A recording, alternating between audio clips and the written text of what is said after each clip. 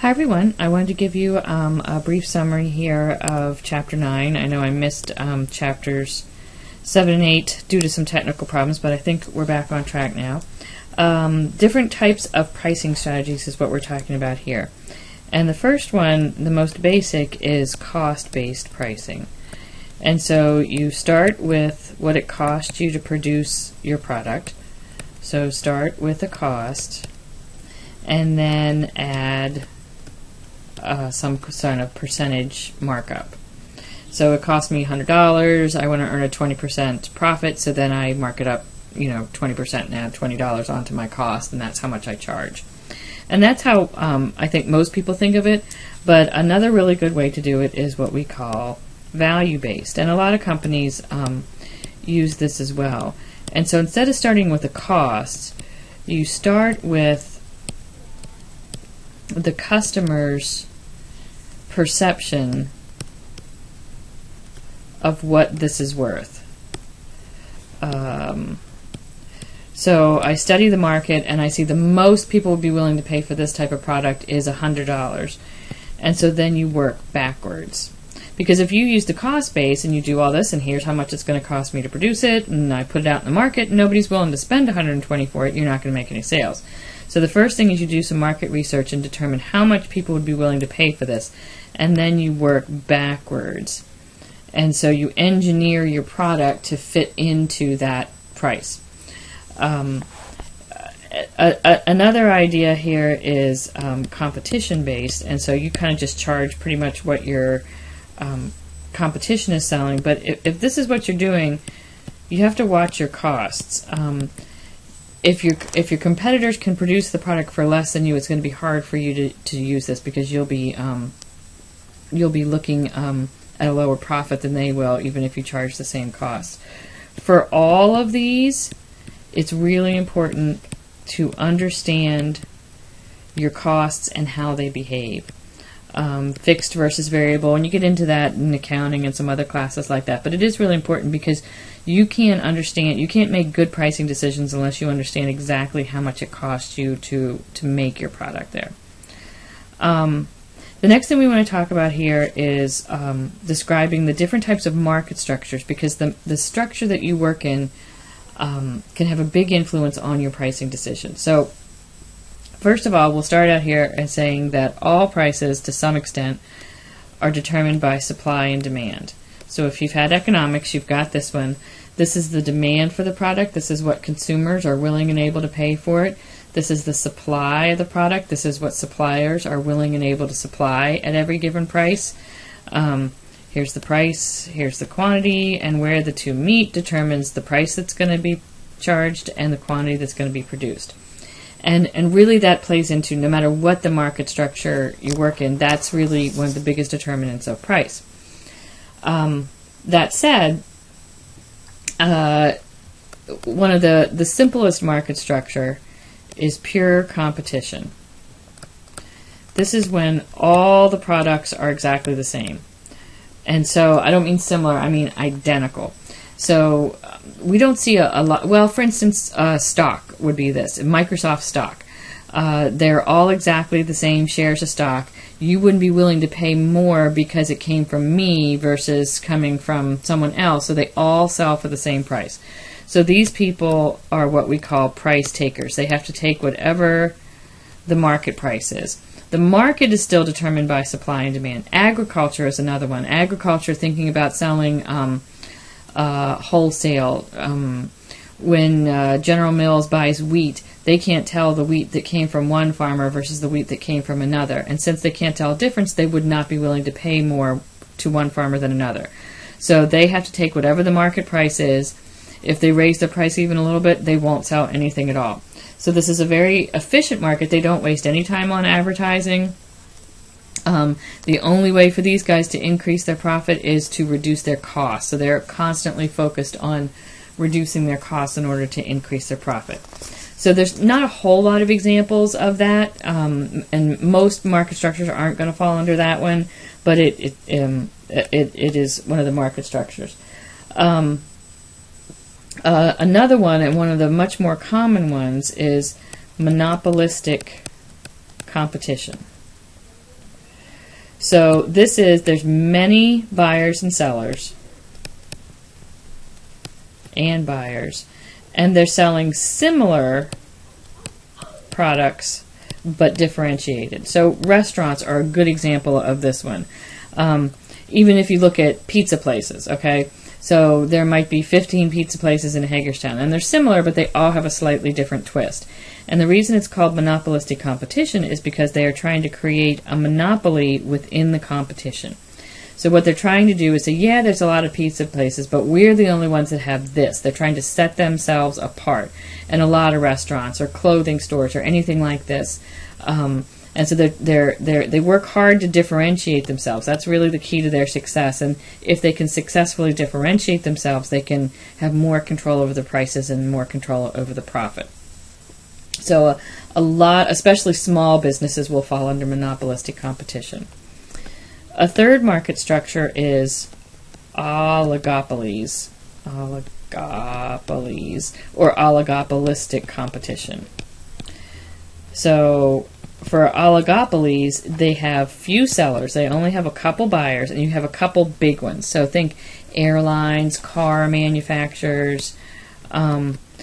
They are, most of the time, these have really, really high fixed costs, so you're not going to get a whole lot of little guys in there because it's so expensive to run this kind of business that you're just going to have a few big guys because they have to use economies of scale.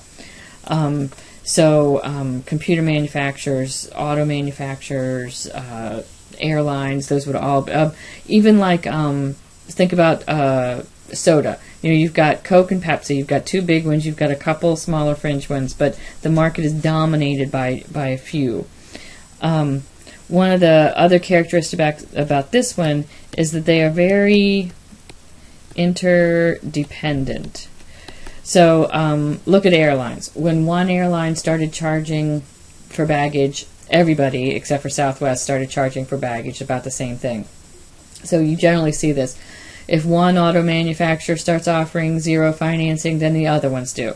They're very interdependent, and that's a key to this market structure. They spend a lot of time trying to figure out what their competition is going to do, and they usually all kind of do the same thing. And then your book didn't really mention this one, but you've also got, so I guess I should say 4, monopolies are also in here, and that's when there's only one seller. And so they're not nearly as sensitive as some of the other things, but they are still, they still have to follow the rules of supply and demand, and so they can't just charge whatever they want. Well, they can, but that's not the way to be most profitable. So they still have to follow the rules of other people. I mean, the rules of supply and demand, just like all the other guys, to maximize their profit.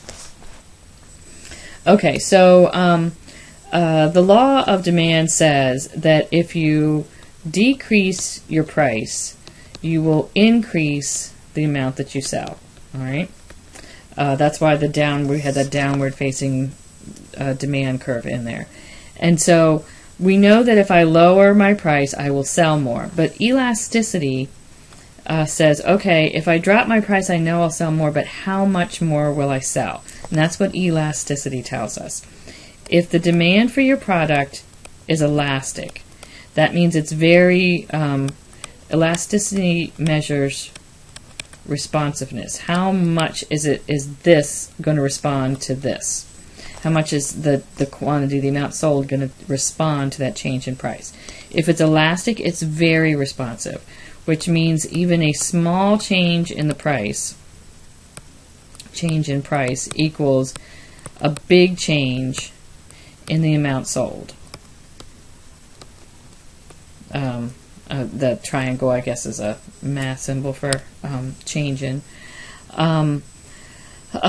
This would apply to things that are like small amounts, candy bars, things that are necessities. I'm sorry, things that are luxuries will have a big response, because if the price goes up, people can just skip it. They don't have to buy it. And also things that have lots of substitutes. So things that respond, so if the price of going to the movies go up, people have, it's a luxury item, I could live without it. So if the price of going to the movies increases by 25%, People can skip it. It's a luxury item. They don't have to buy it, so some people will stop. And also there are the substitutes. I could rent movies instead or go to Netflix. And so when I have alternatives, I'm going to be much more sensitive to the price.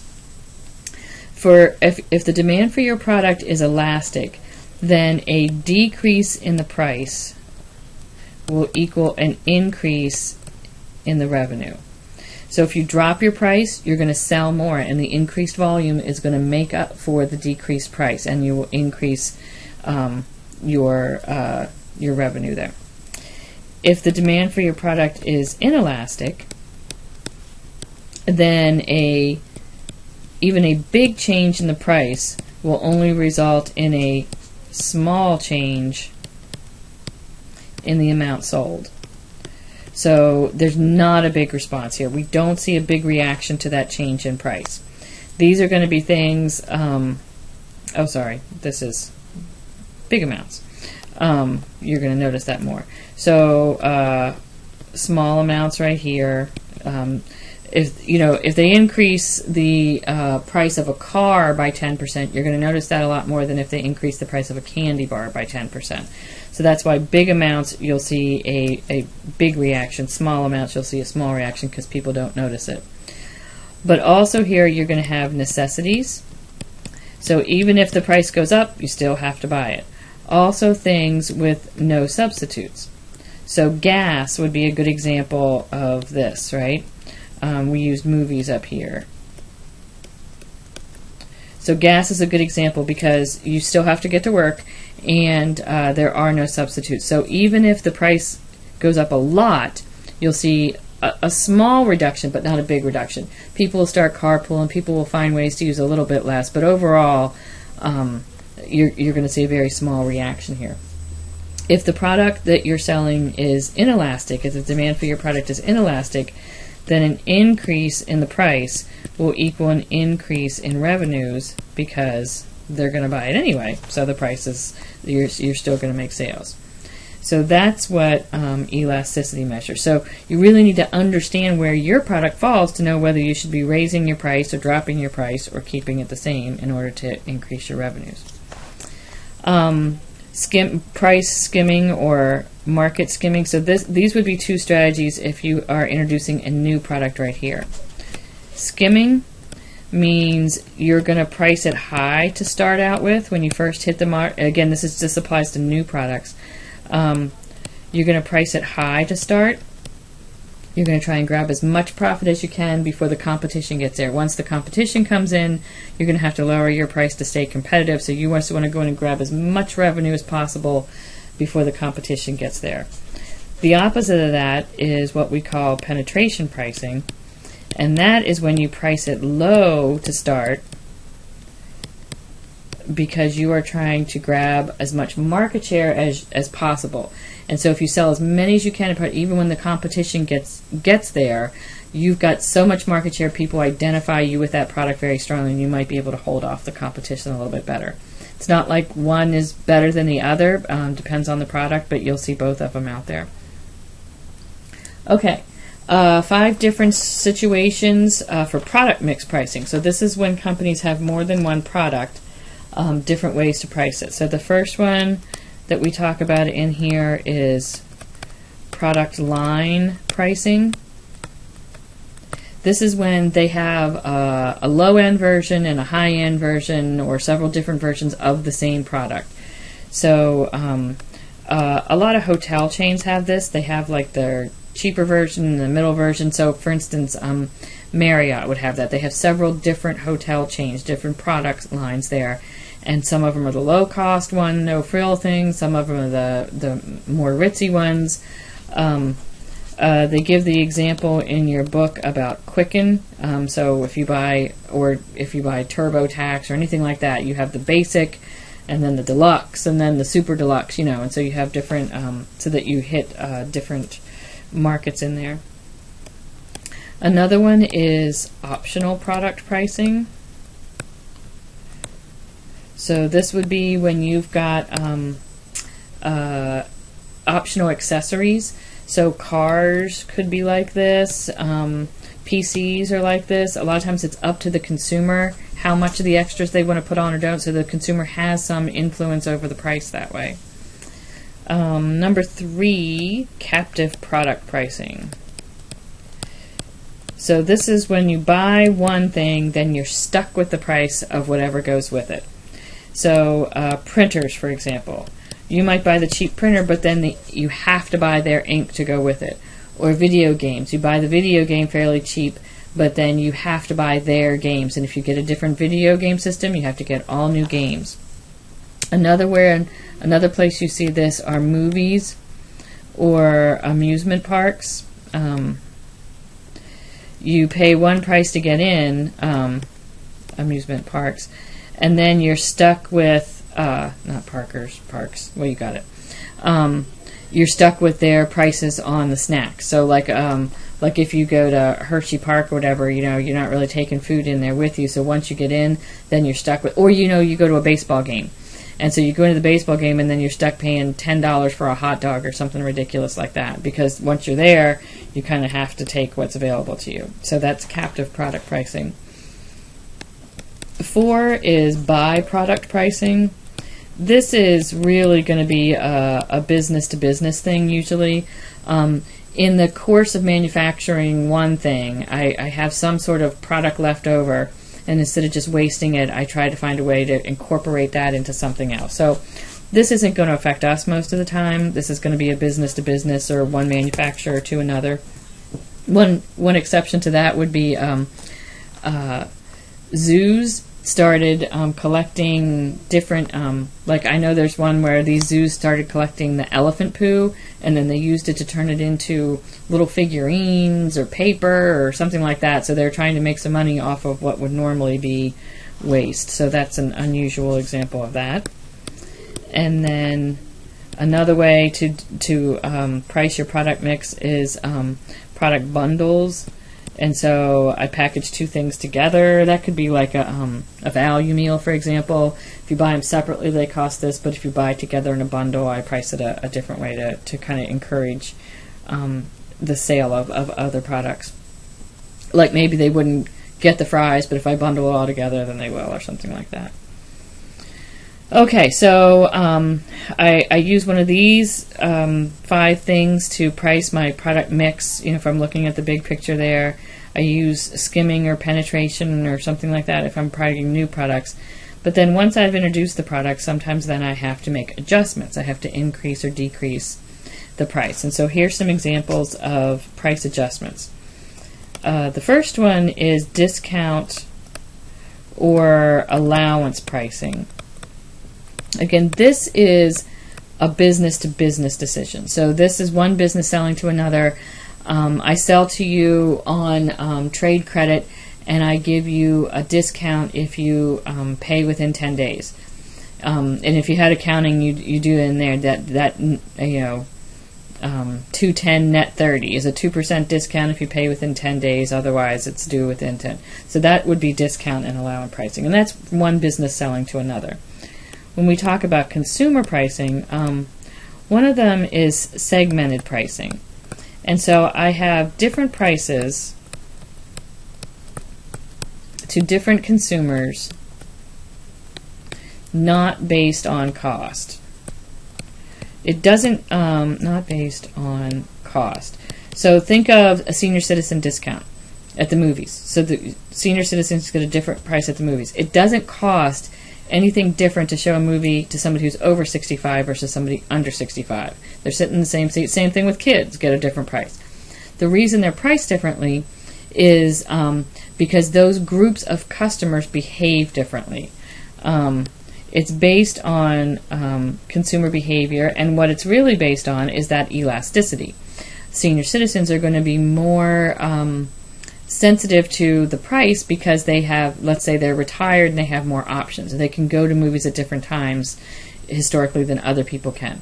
So because they react differently to changes in prices, I set different things. Or maybe I set the price lower to encourage families to come because otherwise families wouldn't come to the movies. And so It's not the same as discrimination, which we'll talk about, but the difference isn't based on what it costs to deliver that product. The difference is based on how those different groups of consumers respond. Number 3 is psychological pricing. One of the most common ones you see is like $6.99 sounds cheaper than $7, even though it's not. Or $99 sounds cheaper than $100. So that would be one. Another one is sometimes if you price it high, people think high price means high quality, which isn't necessarily always the truth. But those would both be examples of psychological pricing. A fourth one is promotional pricing. This would be when I put it on sale. This would be consumer pricing. I have a special event, or I offer coupons, or I just put it on sale and mark it down. That's promotional pricing, and we see a lot of that. 5 would be geographical pricing. If I charge different prices in different regions of the country, maybe again the supply and demand is different, something like that. Or I charge more in Alaska and Hawaii because that takes me it's more expensive to get it there. Number 6 is dynamic pricing, and this you see a lot with web sellers, like especially those travel things, Priceline.com, and it's like real-time supply and demand because it's on the web, and so you see that pricing changing all the time. And if you use any of those travel things online, you'll see what I mean there. But it is constantly updating the price based on like real-time supply and demand. And the last one here would be international pricing. Sometimes in different regions of the world, you've got different supply and demand, or different tax structures, or tariffs, or quotas. So I have different prices in different countries. Things that are prohibited. Okay, so these are things you're not allowed to do. One is predatory pricing. This is when I reduce the price just to drive out the competition. So I lower my price until I drive all my competition out of business. Competition. And then once I have no more competition, I raise my price. Sheets gets accused a lot of that. It's hard to prove it, but it is illegal if you can prove it. Another thing you're not allowed to do is price fixing. This is when competitors get together to set the price. So we talked about the airlines in there, and if one starts charging for bags, they all start charging for bags. If one does it and everybody decides to follow, that's okay, but they are not allowed to get together. It would be illegal for the 5 major airlines, or however many there are, to get together and say, okay, let's all do this. So sometimes there's kind of implicit price fixing, and there's not really anything you can do about that, but they're not allowed to officially get together and decide to do that.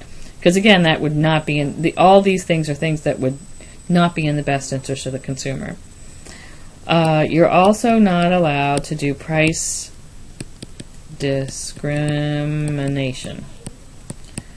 Now, we talked up there about the segmented pricing, and really this sounds a lot, which is charging different prices, to different customers. If you're charging different prices to different groups of customers based on different costs or based on different behaviors, you're allowed to do that. But you can't just say, I'm giving a discount to blondes because I like blondes, or something like that, if there's no economical reason for it. That you're not allowed to do. You also, another thing that is illegal is price maintenance. The manufacturer cannot dictate the retail price. Dictate retail price. So, you always see on price tags, manufacturer's suggested retail price. They can suggest it, but they cannot say you have to sell it for this. A lot of times the way they control that is I don't sell it to discount department stores if I don't want to do that. Sometimes I've worked hard to build up an image, a classy, quality image, and I don't want people to mark the price down because that will destroy the image I've worked hard to build. But you cannot dictate to the retailer what they're going to sell it for. But you can control which retailers you use. And the last one is deceptive pricing. Let's see. The price that you quote to the consumers is misleading. So I bought this and I thought I was going to do it. Well, I didn't realize that then I'd have to get this and this and this to go with it. Or I didn't realize there was going to be a recurring charge. And so you need to make sure you disclose all that stuff out front so that you're not tricking consumers and making them think the price is lower than what it is. So that would be also illegal. So there you go. A little longer than I planned, but there's a lot going on in this chapter. So hopefully that's helpful for you.